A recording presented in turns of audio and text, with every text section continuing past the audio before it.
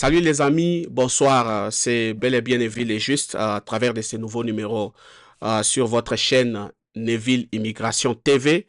C'est encore un plaisir pour moi de vous retrouver encore sur cette chaîne. C'est sur cette chaîne que nous amenons des informations vérifiées, des informations tamisées et des informations qui sont aussi correctes. Merci beaucoup encore une fois pour ce soir. Nous avons quelques informations, quelques mises à jour que nous allons faire à propos de la DV Loterie qui est déjà annoncée pour le 3 mai prochain. Mais cette information, nous allons essayer de la décrypter vers la fin de notre émission. Alors, restez branchés dans une dizaine de minutes que nous avons prévues pour vous pour partager quelques informations sur l'immigration, la vie aux États-Unis et quelques opportunités d'embauche ou de travail. À tous ceux-là qui m'ont contacté, je commence d'abord par vous dire merci et je voudrais aussi vous dire par la même cause qu'il n'y a pas seulement les États-Unis, il y a beaucoup de pays où vous pouvez immigrer. Il y a des pays où des conditions d'immigration en termes professionnels, donc en y allant comme étant travailleur professionnel, sont tellement à la portée de tous et que cela dépend maintenant de vous, de comment vous devez vous y prendre pour pouvoir remplir les conditions requises en vue de tel ou tel processus d'immigration. Il y a beaucoup de pays qui sont d'ailleurs plus meilleurs aussi, où la vie est mieux, où l'économie est aussi prospère. Alors, ces pays ont besoin des gens qui parlent l'anglais, qui parlent français, mais beaucoup plus l'anglais parce que, pour vous dire, le français, c'est pas une langue aussi trop parlée. C'est une langue, oui, parlée dans quelques pays africains. Donc, la France n'a réussi à avoir beaucoup de locuteurs ou d'interlocuteurs qu'en Afrique. C'est en Afrique où il y a beaucoup de gens qui parlent français. Ailleurs, vous allez vous rendre compte que c'est quasiment inexistant. Alors, pour ce soir, je vous dis merci. Abonnez-vous à notre chaîne. Appuyez sur la cloche de notification pour ne pas manquer de nos vidéos que nous postons à tout moment. Nous sommes en train d'aller lentement vers la sortie de la DV Loterie. Suivez-moi à la fin de cette émission. Je vais vous en parler plus et quelques astuces au cas où vous réussissez, comment cela peut être fait. Alors, je vous dis merci encore une fois. Pour la première information que j'avais, c'est que le président des États-Unis, Donald Trump, a continué son périple des déportation massive. Comme vous le savez, il y a beaucoup de gens qui ont été déportés de différentes nationalités, mais les cas les plus emblématiques ou frappants, c'est les cas des Salvadoriens. Des Salvadoriens, c'est-à-dire les gens de El Salvador, il y a beaucoup qui ont été déportés, mais parmi eux, il y avait aussi des gens qui n'étaient pas dans des problèmes avec, qui n'avaient pas de problème avec la justice ou des gens qui n'avaient pas de problème aussi avec l'immigration. Alors pourquoi j'en dis? Je l'ai dit tout simplement parce que il y a des gens qui pensent ils sont dans une bonne posture parce qu'ils ont tous les documents, mais il faut toujours vous rassurer qu'il faut vérifier les statuts de votre immigration aux États-Unis à tout moment. Et il faut être aussi prudent parce que vous ne savez pas où est-ce que on peut vous prendre à pied levé. Alors, il faut rester vigilant. Maintenant, il y a eu la décision de la Cour suprême de justice qui a demandé au président Trump de pouvoir arrêter, de pouvoir arrêter la procédure de la procédure d'expulsion décidée par Trump en vertu d'une loi de 1798. Donc, il y a eu une loi en 1968 qui donnait la possibilité, qui donnait du pouvoir au président des États-Unis de pouvoir opérer des expulsions massives ou des déportations massives. Alors, je vous lis un peu cet article ici de RFI qui dit la Cour suprême des États-Unis ou la Cour suprême américaine a suspendu lundi, c'était le lundi passé, le 8, a suspendu pour des raisons techniques l'interdiction des expulsions des migrants en vertu d'une loi d'exception utilisée en temps de guerre. Donc, cette expulsion n'a été utilisée qu'en temps de guerre. Alors, quand vous allez au regard de cette loi, vous allez trouver que ce sont des expulsions où on soupçonne, où certaines personnes sont soupçonnées être des mèches avec les ennemis des États-Unis. Dans ces cas, on peut vous déporter, peu importe votre statut. On peut même vous arracher votre statut de citoyen américain ou de résident américain, et cela est faisable. Alors, grand jour pour la justice, même si la bataille judiciaire n'est pas terminée. Donc, ça c'est ce que le journal dit. Le président américain avait eu recours à Alien Enemies Act. Oui, c'est cette loi-là de 1798. On avait déjà parlé de ça dans nos vidéos précédentes. Où on dit... alors, on dit de certaines personnes qui sont aux États-Unis légalement, on dit que ces personnes seraient des mèches avec nos ennemis. Alors, si vous êtes des mèches avec les ennemis de l'Amérique ou d'une manière ou d'une autre, vous soutenez certains ennemis des États-Unis. Par exemple, comme il y a un pays là en Asie, alors admettons que vous allez contre ces pays-là, vous protestez contre ces pays-là, vous faites ceci ou cela, ou peut-être d'autres pays en Asie comme l'Iran par exemple, vous soutenez ce genre de pays, la Corée du Nord, donc des pays que les États-Unis considèrent comme des pays ennemis, les États-Unis ont droit de vous refouler de leur sol, de vous expulser. Donc c'est ça l'esprit de la loi de 1798 que le président Trump a bel et bien évoqué pour enclencher sa déportation massive. Mais la Cour suprême de justice, qui est l'instance supérieure des États-Unis d'Amérique, avait jugé que ceci n'est pas techniquement concevable. Alors, la Cour a pris les décisions pour pouvoir arrêter cela, suspendre cela. La suspension ne signifie pas je ne sais pas quoi. Mais tout simplement, je l'ai dit pour vous dire que voilà un peu les informations que nous avons. Alors, on dit, le président avait utilisé ça au mois de mars, mi-mars, afin d'expulser vers le Salvador plus de 200 personnes présentées comme des membres présumés d'un gang vénézuélien. Donc, une suspension liée à des questions techniques, d'ordre technique. La Cour suprême a levé des restrictions temporaires imposées par le juge Boasberg, principalement pour des raisons techniques liées au lieu de l'audience où il a rendu sa décision. Donc, c'est ce que la Cour dit. Donc, voilà un peu c'est ce que cela représente. Alors, les migrants qui ont tenté une action en justice pour empêcher leur expulsion se trouvent au Texas, alors que l'affaire dont le juge Boasberg a été saisi a été entendue à Washington.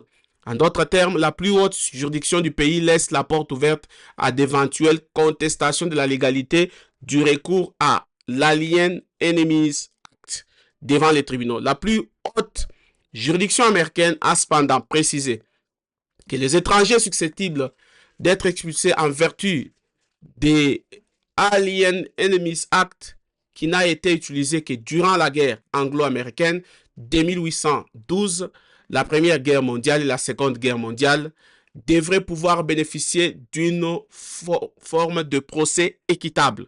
Alors, ça veut tout simplement dire, si vous vous rappelez au début de mes émissions, j'avais dit que conformément à la loi, la déportation d'une personne qui a déjà un statut ou qui vit déjà normalement doit être décidée par les juges. C'est pourquoi vous voyez, dans la plupart des cas, quand les gens entrent par la voie terrestre ou n'importe quelle voie et qu'ils demandent leur asile, ils partent en détention au niveau de l'ICE, qui est les services d'immigration.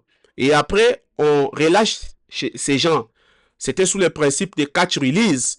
On relâche ces personnes, on les amène en détention ou on les relâche. Et puis après, ils vont passer par des procédures devant les juges pour amener les éléments qui peuvent soutenir leur droit d'asile, où les juges vont pouvoir décider s'il peut, oui ou non, accorder l'asile à ces personnes.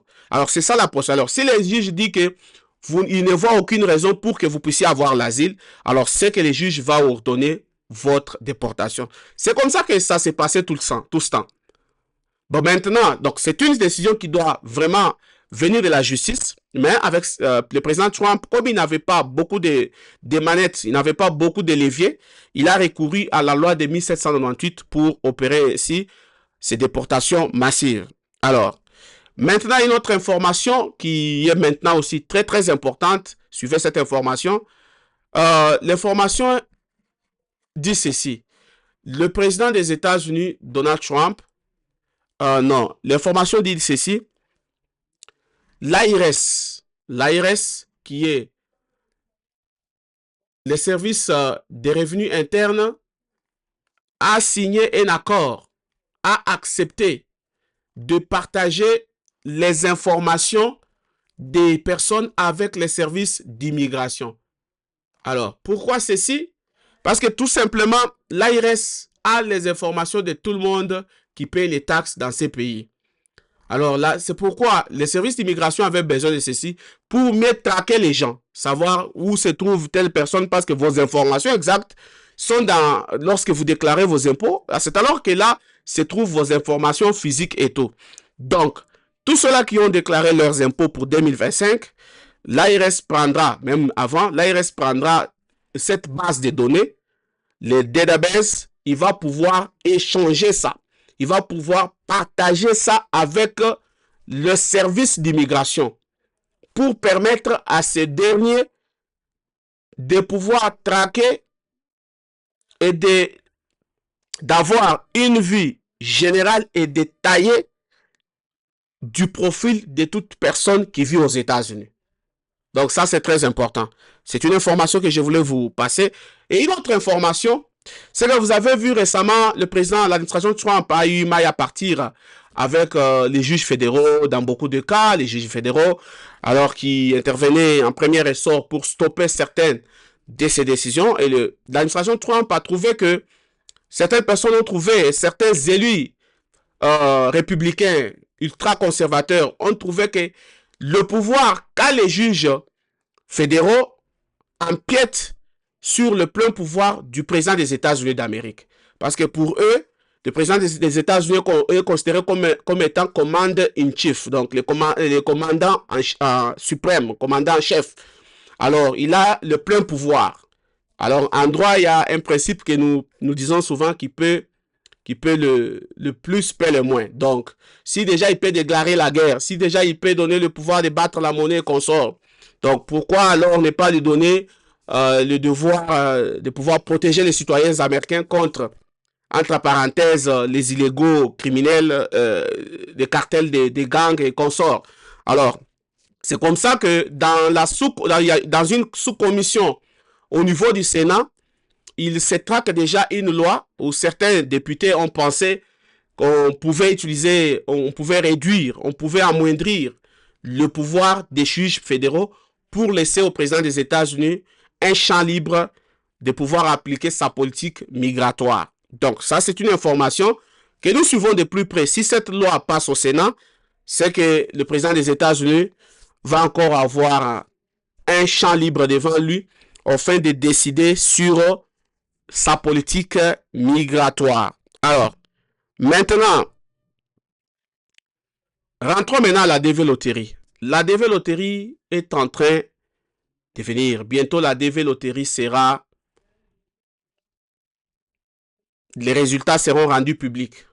Alors, mon conseil d'abord que je voudrais dire, c'est que dans une circonstance pareille où l'immigration américaine est en pleine revue, il faudra faire tout pour être prêt avec ces documents. Parce que la DV Loterie ne sélectionnera que 50 000. Mais ce n'est pas tous les 50 000 qui auront le droit de venir. Il y a des gens qui ont un bon numéro, mais qui ne sont pas venus cette année ou l'année passée. Alors, tout dépendra de quand est-ce que vous envoyez votre application et de la disponibilité de votre ambassade.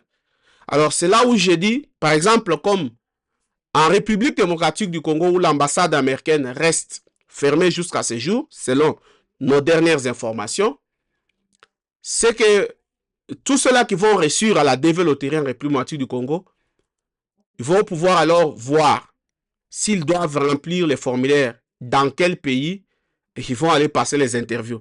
Maintenant, pour aller dans un pays, la loi dit que la loi sur les ambassades dit que les ambassades restent souveraines. Ils peuvent accepter de passer les interviews chez eux, tout comme ils peuvent refuser. Bon, mais maintenant, dans des raisons, comme par exemple l'ambassade congolaise qui est fermée, les autres ambassades des pays voisins peuvent accepter de vous recevoir. Cela étant dit, il vous revient maintenant à vous d'avoir un statut légal dans les pays de cette ambassade. Par exemple, disons, tu habites Kinshasa et que tu veux aller passer ton interview au Congo-Brazza avec toute ta famille, soit tu es seul pour immigrer aux États-Unis. Alors, il faudra te rassurer que tu as d'abord le droit d'entrer sur les sols du Congo-Brazza, d'y vivre et de faire toute cette procédure. Donc, ça, c'est aussi quelque chose que je voudrais dire à la fin. Alors, nous attendons, admettons que, espérons que l'ambassade pourra ouvrir l'un de ces jours afin de permettre. Mais déjà là, il y aura déjà un backlog. Il y aura déjà, comment je peux dire, il y a déjà beaucoup de gens dont leurs interviews ont été cancellées depuis le mois de janvier, qui n'ont pas vu leurs interviews. Alors, comprenez combien de gens attendent les interviews à l'ambassade des États-Unis. Mais une fois que l'ambassade sera ouverte, nous allons revenir très rapidement dans un message court pour vous l'annoncer. Mais pour le moment, cela n'est pas encore à l'ordre du jour. En tout cas, voilà tout ce que j'avais comme information pour ce soir. Je n'ai pas voulu vous garder pendant très longtemps. Et comme vous le savez, nous allons aussi revenir parler d'autres choses, des opportunités aux États-Unis. Qu'est-ce que vous pouvez faire? Parce que, oui, bien sûr, après avoir immigré, mais vous devez aussi savoir qu'est-ce que vous pouvez faire pour gagner votre vie aux États-Unis. En tout cas, je vous dis merci. Abonnez-vous à votre chaîne Neville Immigration TV. Partagez nos vidéos, aimez nos vidéos, appuyez sur la cloche de notification pour ne pas manquer de nos vidéos. Quant à moi, je vous dis merci et on se retrouve à la prochaine. Que Dieu vous bénisse. Inch'Allah.